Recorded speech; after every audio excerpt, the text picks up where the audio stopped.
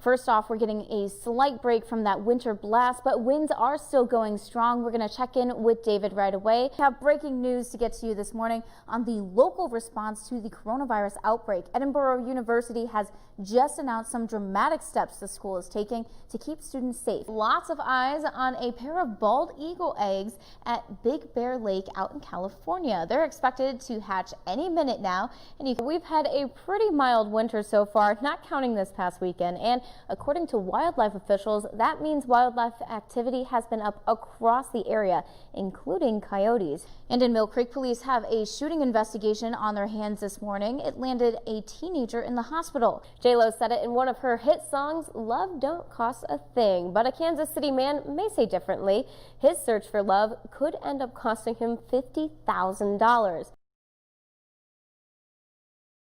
This is the only crossing like this in Erie, and pedestrians are supposed to hit this button, which turns on those warning lights, and then it's supposed to signal drivers to stop. However, most people don't. When I got my first dog walking request, the app told me not to respond because the account was flagged as suspicious, and, well, frankly, I got worried, so I wondered if it happened to anyone else. Police say that this is a powerful reminder of the consequences of drinking and driving. You can see just how much damage is left behind here still, and unfortunately, the driver in this accident did lose his life. It's a little bit harder to take them. I want to show you what they do here. So all these have extension cords. They're plugged into the same one, but they really tape them down, tape them together. If you're registered to vote in Pennsylvania, then you probably received this letter in the mail encouraging you to vote by mail.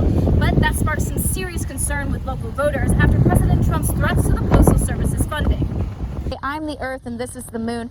All it is essentially the moon at the farthest point in its orbit away from the Earth, and it makes it appear about 14% smaller. That's pretty much it. Simple as just at 10 o'clock this morning, and they hit on a lot of important points, but one of the main ones that they stressed over and over again was the testing that they're trying to develop right now. Already people lining up to catch their flights. This is the busiest day for travel, and right now we are at one of the peak times. We are at the very beginning of Presque Isles beaches, and you can already see just how big these waves are. UPMC Park is under major construction right now, but team officials told me they're hoping this major facelift they're getting is what's going to save them for 2021. Routine is definitely important, but if that alone isn't working for you, then there are some other remedies that you can try. Temperatures can rise very quickly on days over 70 degrees, so I bought this thermometer to show you just how fast things can change.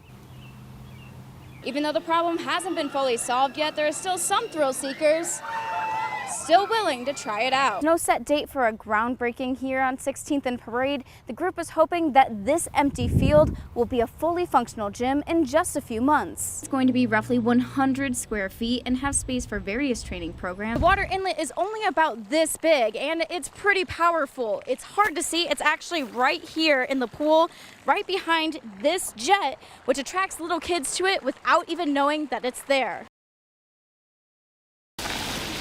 Car after car of people expecting to go to work were turned away from Erie Coke with no warning.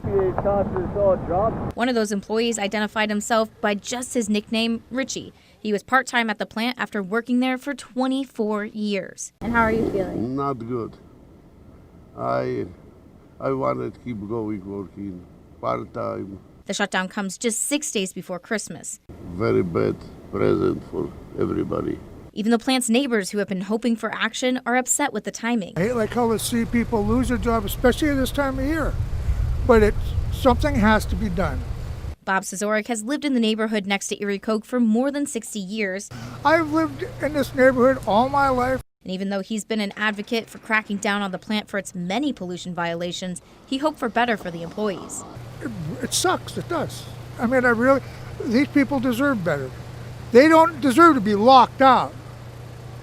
They deserve to be compensated for their time and how much time they serve.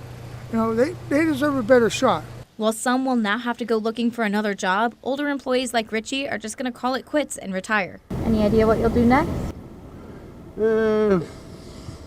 Like I say, I'm retired. I'm not looking for a job. Mary Beer has a big hole in her heart to fill. I lost my dog about a year ago. So she decided to spend her time caring for other people's dogs. Ready? and downloaded the dog walking app Rover. A friend of mine was doing this, and I decided to try it. She felt confident meeting up with strangers to watch their pets after having to go through a background check. You have to be vetted through them. You have to give them personal information. And I believe that they do the same thing with their app, the people that answer the app. But not everyone on the app has good intentions, which is what I realized when I got my first walking request and the app told me not to respond because the person was flagged for suspicious activity. We try to stay one step ahead of these bad actors. I asked one of Rover's trust and safety spokespeople how the app knew this person could be trouble without me ever reporting it. We also have technology in place that will identify anyone who might be violating our terms of service. I felt a little better, but I wondered if anyone else has had close encounters through the app. No, I never fear for myself. Mary says she's been doing this for a year and hasn't had any trouble. Good girl! But she takes extra steps to stay safe. I walk in well-lit areas. I go very public places. I also go where there's a lot of land, so to speak. An already narrow road with steep, tight turns has become even smaller.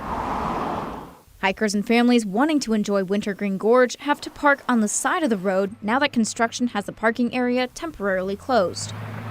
Families say they don't mind walking a little further to get to the trails. It's worth it for the views once you're on them hikes up high. You can see pretty much all over down to the water. But they're concerned about traffic speeding through. They should be a little bit more careful coming down here. Yeah, it's a little crazy. Cars take that corner, rather quickly, and if one of them goes off the road a little bit, they might hit my car.